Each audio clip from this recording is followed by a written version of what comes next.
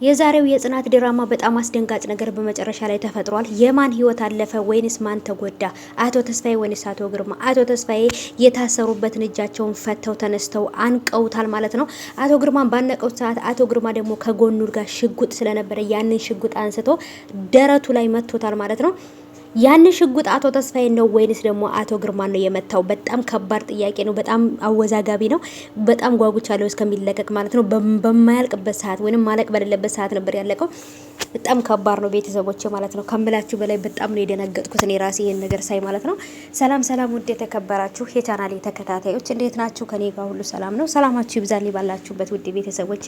ለቻናሌ አዲስ ከሆናችሁ ሰብስክራይብ እያረጋችሁ ቤተሰቡ ነው። ነባሮች እንኳን በሰላም መጣችሁ ብያለሁ።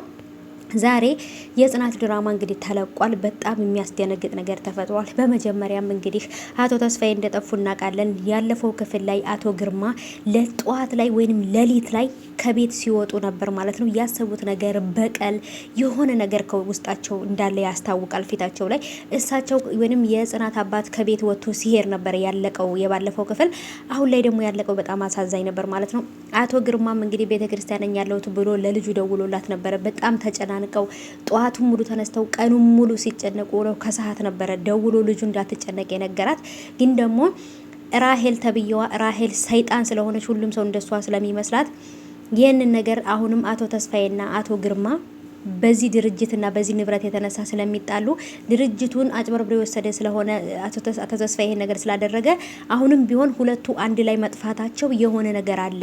አቶ ተስፋዬን አቶ ግርማ አግቶት ነው ቤቃው ንብረቱን እንዳስመልስለት አግቶት ነው እንጂ ሌላ ነገር አይደለም ብላ በጣም በሙሉ እንትን ነበር ስትናገር የነበረው ማለት ነው። ራሄል ለምን ታቃለች ዝቶበት እንደሄደ ወይንም ደግሞ እንደዚህ እያለ አታቀኝም እኔን እንትን እንዳትለኝ ነግሬያለሁ እያለ በጣም ብዙ ጊዜ ነግሮት ነበር ማለት ነው። እማረገው ነገር አሳያለሁ ብሎት ማለት ነው። እና አሁንም ቢሆን የፎከረውን ነገር አድርጓል።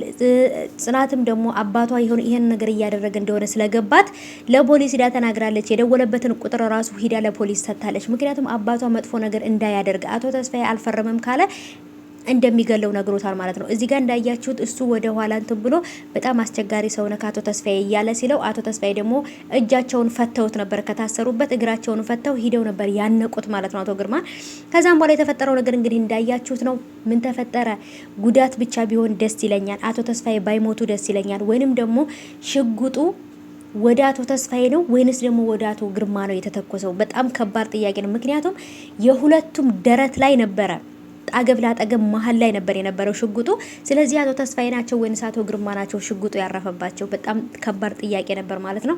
ምክንያቱም የጽናት አባት እናቷን በቅርብ ረስታት የነበረችው እናቷን በሷ በትዝታ የተነሳ እናቷን አታለች። አሁንም ድጋሚ ደግሞ አባቷን ሰው ገሎ ለንብረት ብሎ ወይንም ደግሞ ለንትን ብሎ ሰው ገሎ አሁን አገግሞ ተሽሎታል ብላ በጣም ደስታዋን ሳጨርስ ሰው ገሎ እስር ቤት መግባት የለበትም አይደለም መግደል ይቀርና ወደ ሰው ሽጉጥ በመተኮሱ ራሱ ገና ብዙ ቅጣት ይጠብቀዋል ማለት ነው አቶ ግርማ። ስለዚህ በጣም ከባድ ነው።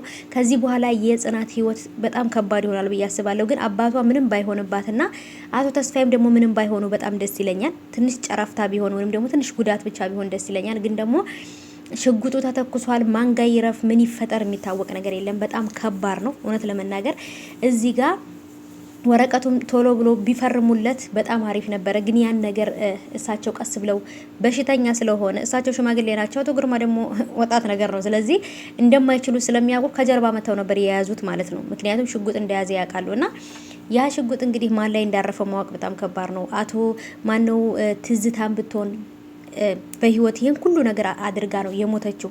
ነፍሷ አይማርም መቼም እሷ ማለት ነውና ጽናትን ባቢም ሁሉም ሰው በጣም ተጨንቋል አሁን ላይ ማለት ነው። ቤተሰቦች ከባድ ነው። እስኪ እናንተን ሀሳባችሁን ኮሜንት አስቀምጡልኝ። አቶ ግርማ ወይንስ ደግሞ አቶ ተስፋዬ ማን ነው ጉዳት የደረሰበት? ወይንስ የሰው ህይወት አለፈ?